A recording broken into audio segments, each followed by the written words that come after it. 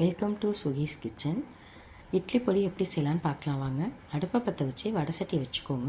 கொஞ்சம் எண்ணெய் ஊற்றி தேவையான காரத்துக்கு தகுந்த மாதிரி வரமிளகாய் போட்டுக்கோங்க. நான் மீடியம் காரத்துக்கு தான் போட்டிருக்கேன். போட்டு நல்லா கருக விடாமல் வறுத்துக்கோங்க. மிளகாய் நல்லா உடையிற மாதிரி இருக்கணும். அந்த அளவுக்கு வறுத்துக்கிட்டு அதை ஒரு பிளேட்டுக்கு மாற்றிடுங்க. அதுக்கப்புறம் நம்ம இந்த கப்பில் 3/4 கப்பு கடலைப்பருப்பு எடுத்துருக்கோம். அதையும் நல்லா வறுத்துக்கோங்க.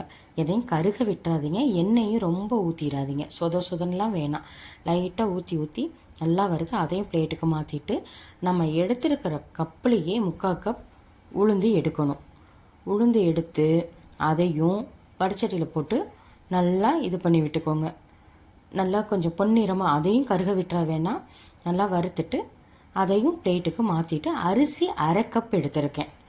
அதை போட்டு நல்லா அதையும் வறுத்து எடுத்து வச்சுக்கோங்க. எல்லாத்தையும் மிக்சி கப்பில் போட்டு ஆற வச்சுக்கோங்க. சூடாக இருக்க அந்த எண்ணெய் சட்டியிலேயே நம்ம பூண்டு, உப்பு, பெருங்காயத்தூள் 3ஐயும் போட்டு நல்லா சொதம்ப வறுத்துருக்கோம். அதையும் மிக்சி கப்பில் போட்டு ஆற வச்சுக்கோங்க. கருவேப்பிலையும் சேர்த்துக்கோங்க, மறந்துடாதீங்க. போட்டு நல்லா ஆற வச்சு அதுக்கப்புறம் மிக்சி கப்பில் போட்டு நல்லா நுணுக்கிடுங்க. கொஞ்சம் குறைன்னு இருந்தால் இன்னும் டேஸ்டியாக இருக்கும்.